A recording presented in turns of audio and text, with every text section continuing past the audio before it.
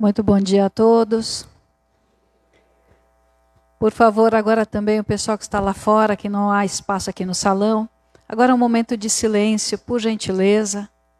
É um momento de reflexão.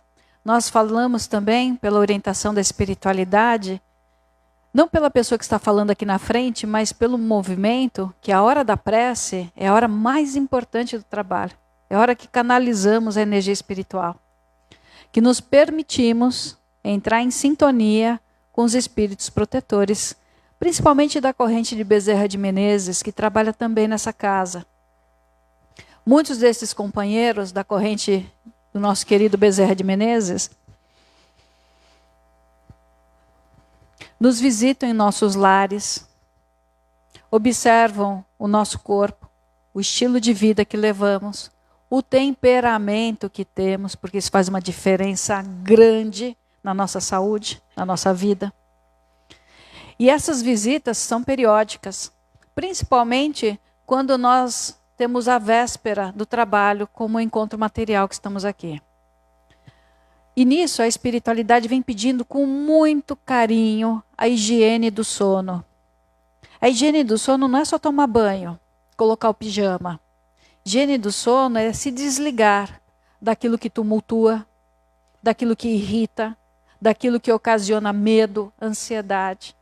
E às vezes, na loucura da nossa vida, a gente faz justamente o contrário. Durante o dia a gente fica meio apático, meio letárgico. No final do dia, chegando em casa, a gente se tumultua, a gente fica agitado, a gente fica nervoso, excita os nossos sentidos com péssima qualidade de lazer.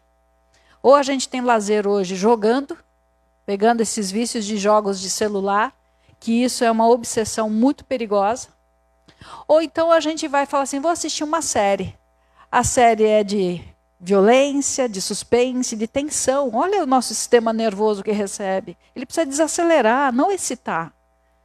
Então, higiene do sono é aquilo que eu permito que entre na minha cabeça ou que saia da minha cabeça para que eu possa fazer a viagem astral. Todos nós, quando dormimos, temos a oportunidade de fazer o desligamento das funções fisiológicas temporariamente e o nosso espírito se desloca para áreas de aprendizado, de tratamento, de necessidades. Alguns de nós mais imprevidentes, no deslocamento da viagem astral, procuramos desejos, paixões, entramos em situação de risco. Às vezes é tão forte que a gente tem aquela sensação de acordar subitamente também. Assunto para estudar, não é só isso, né? Tem muita coisa a ser dito. Mas vamos juntos? Vamos tentar ter uma vida melhor? O exercício da fé não é um exercício de 1 hora. O exercício da fé é para a gente levar para a vida, para o bom senso, para a prudência no dia a dia das nossas escolhas. Vamos pedir a Jesus, nesse momento sagrado, com a sua oração, através da música, que essa energia sublime, mais leve, possa tocar o nosso coração e nos libertar daquilo que nos coloca na dor, no sofrimento, nas aflições da vida. Vamos juntos.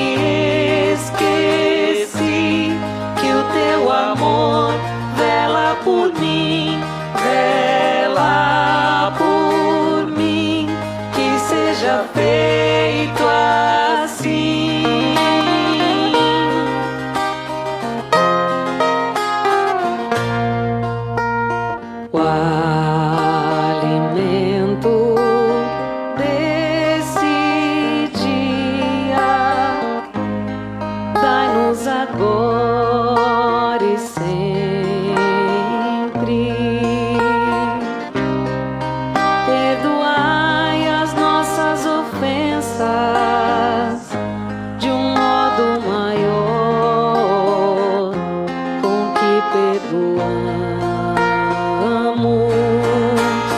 Pai, meu Pai, meu Pai do céu, meu Pai do céu, eu quase me esqueci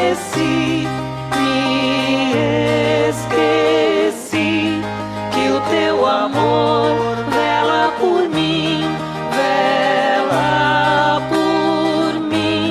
que seja feito assim.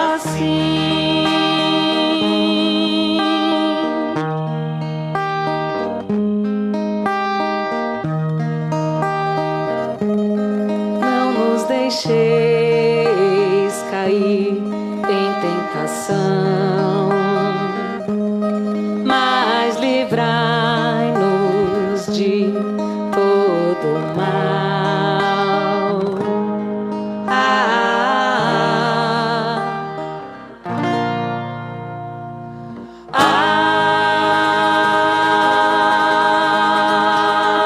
Amém.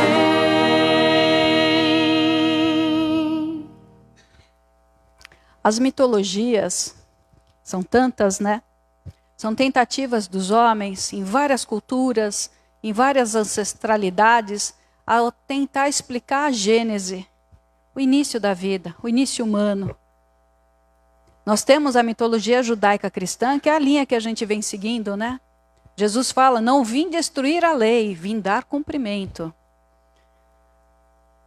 Os nossos irmãos gregos, romanos, tiveram um trabalho na intelectualidade assim fantástico. E eles propuseram tantos pensamentos, é lógico, se a gente levar ao pé da letra a história contada, é aberrante até, né? Mas se a gente tirar o significado simbólico, a gente vai ver muita coisa legal. Por exemplo, Deus Cronos, crono de cronologia, de tempo, de relógio. Esse Deus tem um simbolismo do periódico. Tem que levantar às 7 horas da manhã, porque eu tenho que ir para o trabalho, eu tenho uma série de compromissos, e eu tenho que executar. Então ele é pragmático, é cadenciado. Muitas vezes a gente vive esse tempo na obrigação, não no prazer de viver. Existe o Deus Kairos, que ele vai falar assim, eu vou acordar às 7 da manhã. Mas não porque eu tenho obrigação, porque eu tenho prazer em viver a vida que eu vivo. Porque eu tenho objetivos que me realizam internamente. A gente não vê hoje, muito comum, pessoas que estão aposentadas, quer dizer, cumpriram suas tarefas diante da sociedade, se aposentaram e estão presos à rotina? Eu tenho que acordar cedo. Por que você tem que acordar cedo? Mas eu tenho que fazer o quê?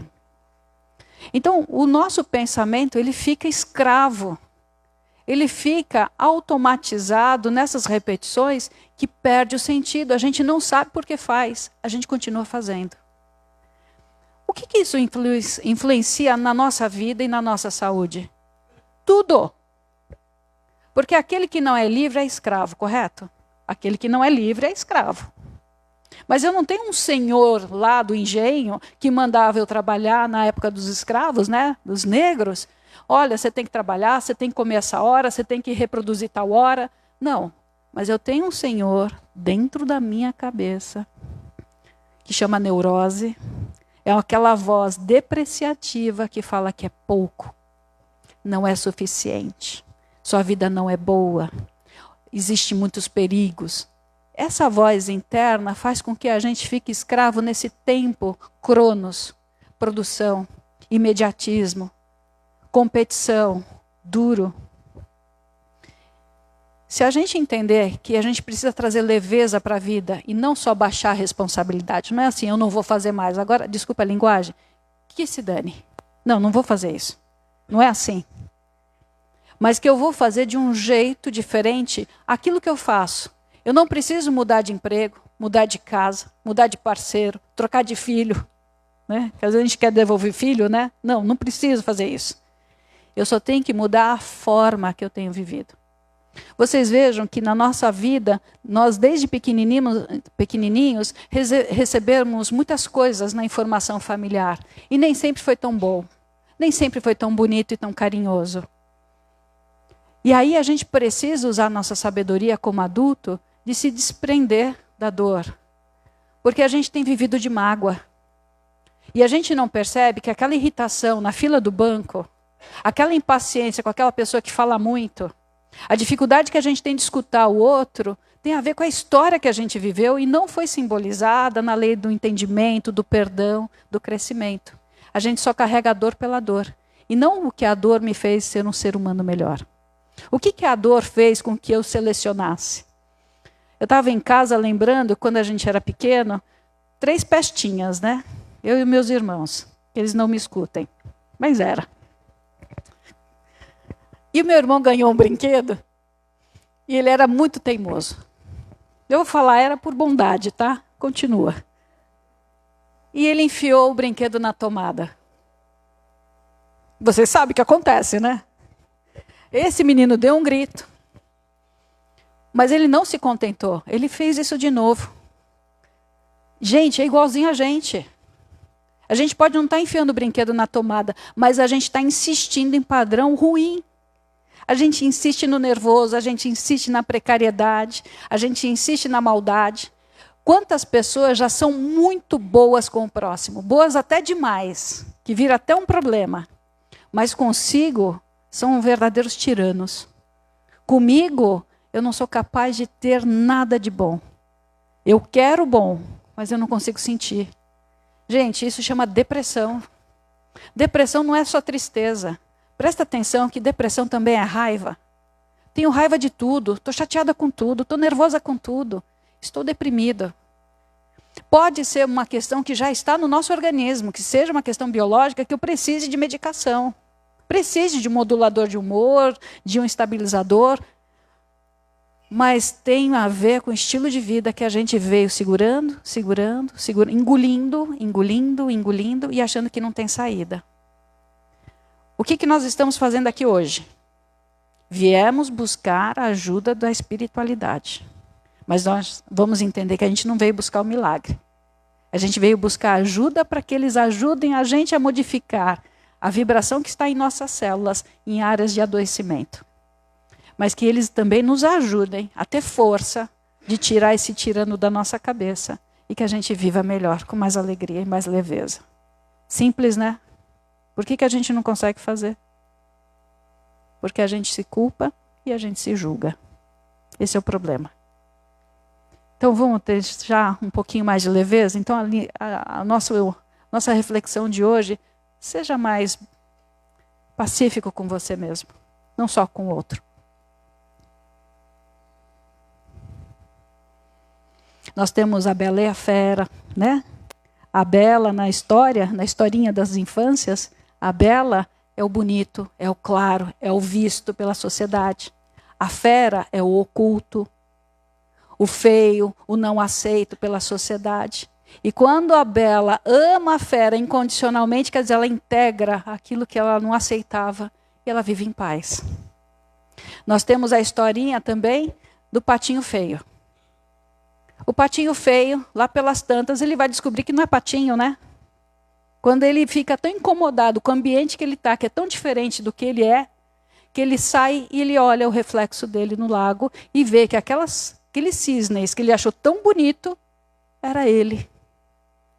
Então, nossos complexos de inferioridade, de superioridade, são os mesmos, são os antagônicos para equilibrar nossa alma, para buscar o equilíbrio. É isso que nós estamos buscando hoje. Equilibrar. Um ótimo dia. Obrigada pela presença. Descansem, por favor. E que o Evangelho de Jesus esteja no dia a dia, não só na letra, mas no sentimento de todos os símbolos que estão ao nosso redor e que a gente pode crescer com ele. Muito obrigada. Vamos começar o dia.